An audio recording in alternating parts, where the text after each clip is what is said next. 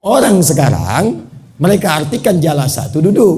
Padahal asalnya jalasa itu berpindah dari tempat yang rendah ke tinggi. Jadi kalau bapak, ibu, tuan puan ini duduk di bawah di karpet. Saya minta pak, ibu pindah ke kursi tempat yang tinggi. Itu namanya jalasa. Tapi kalau kita berpindah dari yang tinggi ke rendah, saya berdiri akan duduk, itu bahasa Arabnya qa'ada. Apa namanya? Tempatnya maq'ad, sifatnya qu'ud. Oleh karena itu, orang yang tak bisa sholat berdiri diminta duduk. Saat diminta duduk bukan menggunakan jalasa, tapi qa'ada, qu'udan. Alladzina yadhkuruna Allaha qiyaman wa qu'udan, bukan jurusan. Nah, tempat yang mengangkat kita dari yang rendah ke tinggi, terangkat kita. Maka tempatnya disebut dengan majlis. Kenapa tempat menuntut ilmu yang harus diburu itu disebut dengan majlis? Pertama, Allah memberikan pesan. Hei, kalau ingin datang ke tempat menuntut ilmu, cari tempat yang bisa mengangkat derajat kita lebih tinggi di hadapan Allah Subhanahu wa ta'ala. Datang dengan pulang itu mesti beda. Terangkat kita di sisi Allah. Jadi jangan sampai datang ke tempat yang merendahkan diri kita di hadapan Allah. Apalagi ke tempat-tempat yang menjauhkan kita dari Allah. Katanya mau ngaji, tapi di pengajian itu justru muncul materi-materi yang menjauhkan kita dari Allah. Kok bisa perempuan ikut ngaji jadi tidak berjilbab? Laki-laki datang mengaji di semua agama sama, menuju pada Tuhan yang sama, cuma caranya beda-beda. Itu bukan majlis. Majlis itu mengangkat kita. Apa yang diangkat? Dua. Yarfa'illahu alladhina amanu. Satu, iman. Minkum walladhina utul ilma darajah. Ini dia, iman dan ilmu. Jadi kalau bapak ibu ingin datang ke tempat-tempat pengajian, cari ulama-ulama, ustadz-ustadz yang mengajar di situ, yang bisa mengangkat iman dan ilmu kita sekaligus. Iman itu yang membuat kita lebih dekat dengan Allah. Kalau dia bicaranya membuat kita ingat Allah, rindu Rasulullah, ingin meningkatkan amal saleh. Itulah iman. Tidak apa-apa dibawa menangis, baik. Kalau tertawanya mendekatkan kita pada kebaikan, bukan yang berlebihan. Pulang-pulang nangis, sedih, meratap tiap hari, sholat tertinggal. Nah, itu bukan iman namanya. Ya, cari yang membuat kita lebih baik untuk mendekat kepada Allah, itulah iman. Yang kedua, cari yang membuat ilmu kita bertambah. Contoh begini, ini contoh. Bapak ibu kalau sholat itu sehari, ya sholat sehari berapa waktu? 5. Berapa rakaat? 17 rakaat. Jadi kalau baca Al-Fatihah 15 kali, 14 kali. 17 kali. Kalau 15 kali salat zuhurnya 2 rakaat, ya. Kan setiap rakaat kita baca Al-Fatihah kan? Baik. Nah, begini. Tadi subuh jam berapa? 4:45 ya. Alhamdulillah. Baru di Masjid Syuhada terjadi kesepakatan bulat tentang waktu salat subuh. Kemarin saya di Tanah Datar masih ada perbedaan pendapat. 4:45, 4:53, 4:43. Ya kita ambil tengah-tengah saja ya. Di sini semua sepakat, semua bulat. 4:4. Allahu Akbar, Allahu Akbar. 4:45 dipanggil. Sudah siap kita. Sudah bangun sebelumnya. Sudah siap menunaikan sholat. Itulah iman. Hanya problemnya begini. Saat akan menunaikan sholat kita khusyuk siap. Tapi begitu bertakbir, Allahu Akbar. Ini hari ini hujan tak ya? Jemuran di mana tadi taruh? Sendal tadi lupa di mana? Aduh, ada yang belum diupdate dalam handphone. Pernah begitu? Nah, kata Nabi pasti akan kejadian. Shh. Saya mau bagi rahasia, tapi di sini saja. Jangan diberitahu orang lain ya. Setuju? Setuju Bu? Nah, bundokan doang setuju nih? Saya makan di restoran bundokan doang, tapi harus bayar. Alhamdulillah.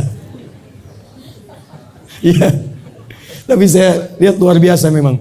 Jadi kita nyari restoran dari yang sederhana sampai restoran siang malam ada. Ya, siang malam. Jadi kita ke Lampung ada restoran siang malam. Kemudian ada lagi sudah kumpul semua. Jadi ketika dilihat, oh siang sudah ada, pagi sore ada, saya lihat tuh. Pagi sore siang malam. Ada lagi orang mau bikin pagi sore sudah ada, siang malam sudah ada, dia bikin begadang. Insya Allah, lengkap lah semua. Saya mau bagi rahasia. Baik, ibu dan bapak sekalian, kenapa tadi sampai ke rumah makan ya? Ada sesuatu yang sangat penting yang terkait dengan apa yang kita uraikan ini, khususnya tentang bab sholat tadi, antara iman dengan ilmu. Ada setan khusus. Ini rahasianya. Ada 9 jenis setan. Bukan 9 jenis kelokan dong. 9 jenis setan.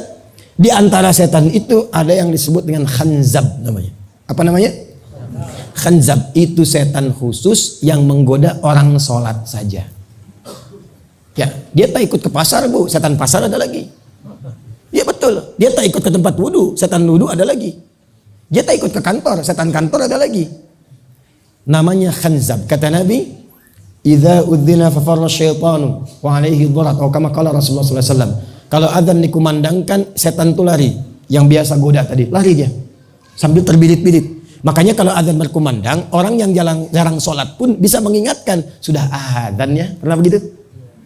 Fa idza thuwiba fa'ada. Kalau azan sudah selesai balik lagi. Makanya kadang tak sadar dijawab, baru azan belum qomat. Karena setannya balik lagi. Sampai ketika akan sholat, kita bisa fokus. Tapi saat bertakbir, wa idza kabbara fayaqulu syaitanu udhkur kadza udhkur kadza. Tapi ingat ini, sebelum takbir kita bisa fokus, tapi saat takbir Allahu Akbar, kata Nabi, setan itu akan membisikkan di pikiran dan jiwa orang sholat itu, ingat ini ya, ingat itu ya. Maka jadilah kita mengingat apa yang tidak ingin diingat. Belum selesai hadisnya. Hatta la yash'ural musalli kam rak'atan yusalli. Sampai ada orang sholat lupa berapa rakaat sedang menunaikan sholatnya. Oh kan?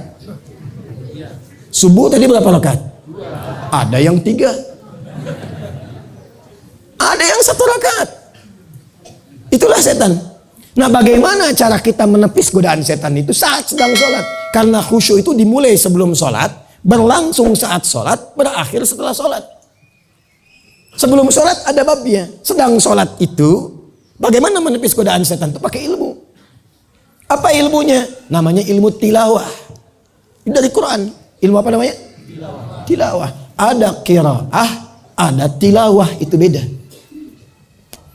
Jadi kalau qiraah itu asalnya secara umum membaca sesuatu tanpa menuntut memahami. Yang penting baca, tak harus paham. Itu qiraah. Apa wahyu pertama turun? Iqra. Ya, perintahnya baca. Ya, Nabi tidak dituntut paham, baca aja dulu. Tapi kan Nabi nggak bisa baca, maka beliau jawab ma'ana biqari. Tapi kalau tilawah itu punya 3 arti. Baca, pahami yang dibaca, setelah paham amalkan yang dipahami itu. Itulah tilawah. Orang yang baca Quran tanpa harus memahami isinya, maka disebut qori namanya. Maka kita sering dengar qori baca Quran kan? Tapi kalau ingin diterjemahkan kan di sampingnya ada orang lain. Ya, yang menerjemahkan itu siapa kita sebut? Sari asalnya cuma tilawah saja. Cuma mungkin yang pertama menerjemahkan Ibu Sari, makanya diberi nama Sari Tilawah. Kalau yang menerjemahkan namanya Pak Bagindo, mungkin Bagindo tidak. Nah, tilawah ini asalnya baca, pahami, amal. Kata perintahnya, kalau ikra itu untuk qiraah, kalau untuk tilawah utslu. Maka bukalah Quran surah ke-29 Al-Ankabut ayat ke-45. Kita nih hafal tengahnya, tak menghafal awalnya. Saya yakin 1000% tengahnya hafal. Saya bantu bacakan depannya. Innas sholata tanha tu. Awal ayatnya apa coba itu? Salat yang bagaimana yang bisa tanha anil fahsya wal munkar? Awal ayatnya utslu ma uhya ilaika minal kitab wa aqimis shalah. Sebelum sholat, kalau ingin khusyuk dalam menunaikan sholat itu salah satu caranya kata Quran, pahami dulu bacaan-bacaan sholat itu. Pelajari dulu gerakan-gerakan sholat itu. Supaya saat kita membaca dan melakukan gerakan, dengan pemahaman itu terbantu khusyuk. Karena apa? 3 bagian tubuh kita ikut bekerja bersamaan. Lisan mengucapkan, pikiran menerjemahkan, hati meresapi. Contoh. Bertakbir tangan kita dibuka dengan takbir. Fayaqulu Allahu Akbar. Allahu Akbar. Pentingnya ilmu, lisan bicara mengungkapkan Allahu Akbar. Pikiran menerjemahkan. Karena tahu terjemahan, tahu ilmunya, Allah Maha Besar. Maka pikiran ini tak akan diganggu setan. Karena fokus menerjemahkan apa yang diucapkan. Hati meresapi, ya Allah, aku menetapkan Engkau yang Maha Besar. Tapi terkadang sebelum sholat aku merasa besar dalam kehidupan. Sombong dengan tetangga, yang paling angkuh dengan teman, yang paling hebat dengan kawan. Maka ditaubati di situ. Itulah yang menjadikan kita baca setelah itu doa iftitah. Allahumma ba'id baini wa baina khatayaya kama ba'adta bainal masyriqi wal. Ya kecilnya itu pengakuan, aku mengaku ya Allah, aku banyak dosa. Kadang aku merasa besar dalam kehidupan, aku taubat. Jauhkan aku dan kesalahan yang aku perbuat sejauh timur dan barat yang tak pernah berjumpa lagi. Atau dibacakan, ya Allah, aku bertekad, aku berkomitmen, Engkau yang Maha Besar. Aku tunduk patuh kepadamu dan jadi muslim yang baik. Allahu Akbar kabir. Alhamdulillahi katsir. Wa subhanallahi bukratan wa asila. Wajjahtu wajhiya lilladzi fataras samawati wal ard. Itu doanya Ali bin Abi Thalib dalam iftitah. Ada di Sunan Abu Daud. Ada 12 jenis doa iftitah. Nah, kapan itu bisa dinikmati? Kalau paham. Karena tuh Abu Bakar As-Siddiq baru takbir sudah menangis saking pahamnya itu. Itu yang menutup celah setan supaya tidak mengganggu kita dalam sholat. Itulah ilmu. Iman bagus tanpa ilmu jadi masalah. Hamba ingin tobat ya Allah. Hamba akan datang besok sholat subuh. Tak apa-apa, 3 rakaat. Iman boleh, tapi tanpa ilmu bisa salah. Karena itu, kalau nanti masjid ini mengadakan ta'lim, menjadi majlis, maka petakan kebutuhan masyarakat di sekitarannya. Buka dengan yang pokok, jangan jauh-jauh, jangan tinggi-tinggi ngajinya. Bab sholat dulu, bahas dari awal sampai akhir. Kenapa kakinya dibuka tak terlampau lebar begini? Kenapa tak terlampau rapat begini? Kenapa kaki itu harus sejajar dengan bahu? Artinya harus itu bukan berarti wajib. Yang dimaksudkan itu ditekankan sejajar dengan bahu. Kenapa mengangkat tangan tuh begini? Kenapa ada yang begini? Kenapa bersedekap kanan ini menutup yang kiri begini? Itu ada asbabnya. Ada ayatnya, ada hadisnya, dan ada kitabnya. Nadharat fi ma'anis shalah, asrarus shalah itu diantara kitabnya. Kami kalau mau ngajar, misal bab sholat, itu saya cari kitab-kitab yang terkait dengan sholat. Saya kumpulkan semua. Apa yang ada di toko kitab kita beli. Apa yang ada di Maktabah Syamilah kita keluarkan. Kumpulkan dulu, baca semua, baru kita ajarkan.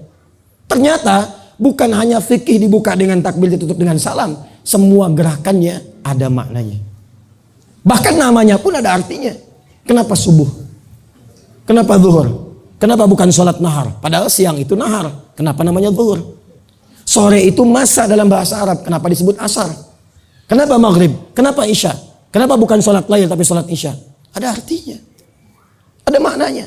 Nah, baru sholat saja itu bisa merubah orang jahiliyah menjadi khair ummah. Bisa menaikkan orang yang tertinggal menjadi pintar. Itulah ilmu. Nanti setelah itu, lihat profesi masyarakat. Banyaknya apa? Oh, banyak yang berdagang. Maka bukalah kajian fikih dagang.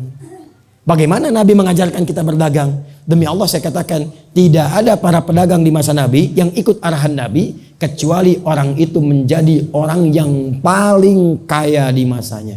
Dan berkah.